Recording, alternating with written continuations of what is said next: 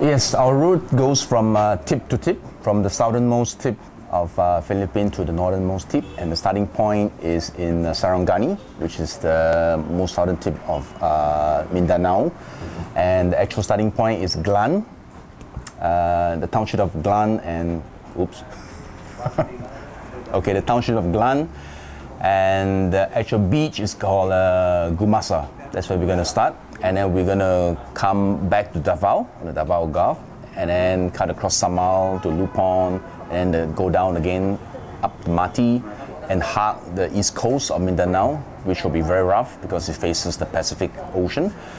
Hopefully we get to Siargao and Surigao, and then we'll cross into Leyte, and over to Masin, and then we'll touch Bohol, and then into Visaya, Cebu, and then hug our way all the way up to Panay, and then to Boracay. Now, Boracay is important because that marks the halfway point of the journey. And from Boracay onwards is the probably most challenging part, because there's a section of 30 over kilometer of open water to Kaluya, and then hopefully we reach Mindoro, hug the east coast of Mindoro, up and then to Porto Galera, and then we cross over to Luzon, right? And then hug the west coast of Luzon, Batangas, Cavite, Manila, and then we will reach, hopefully, Pagutput by December. Well, one thing there is, Visayas is a very exciting area also to follow. It's because of the island is just very close, very nearby, and it's a beautiful islands. And of course, there's some currents also crossing from southern Leyte to Bohol, for example. that crossing, parang funnel kasi yan eh.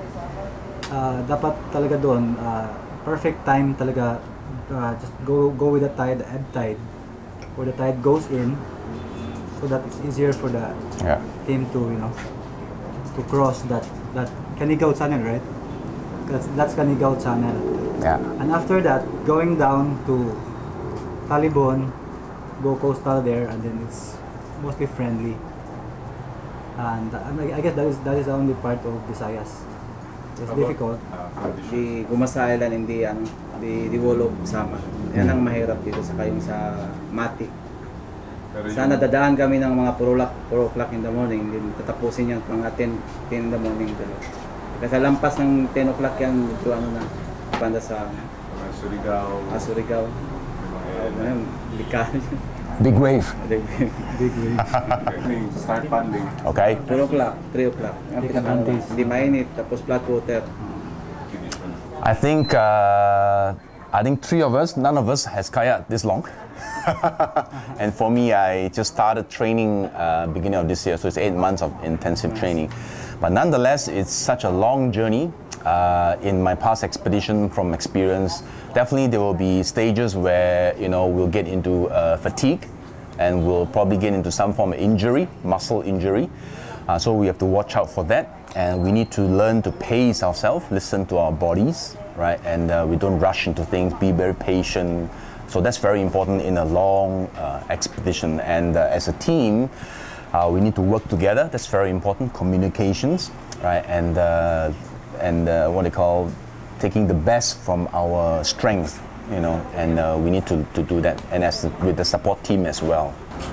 Well, since this kayaking expedition is assisted, and then for the support team also, it's very important because most of the coastal areas here in the Philippines, there's like sometimes bear at low water, and then you have to really prepare everything along the way. You have to prepare the food, the logistics, and everything organized ahead of time, not just on that day.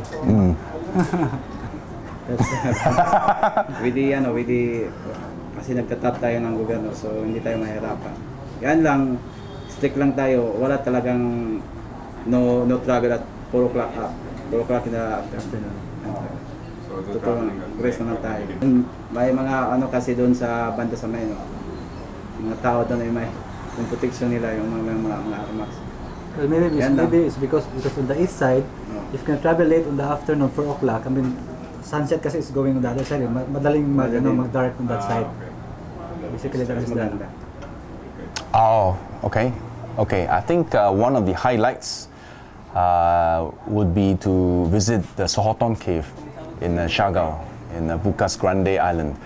And from what I read, it's a fantastic entrance, like a mysterious cave where you go in and then you open up to a world isolated from the outside.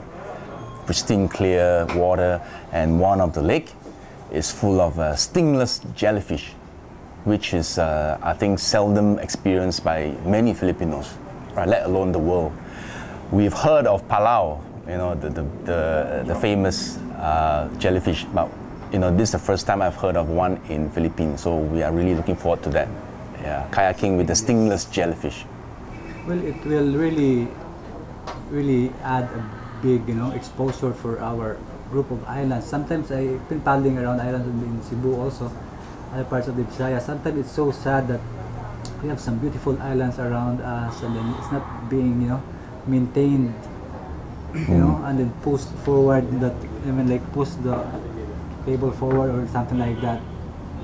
I'm sure we can really, invite more people to visit more places. Especially Davao Oriental is not even really that famous, no? We never heard of this kind of place before.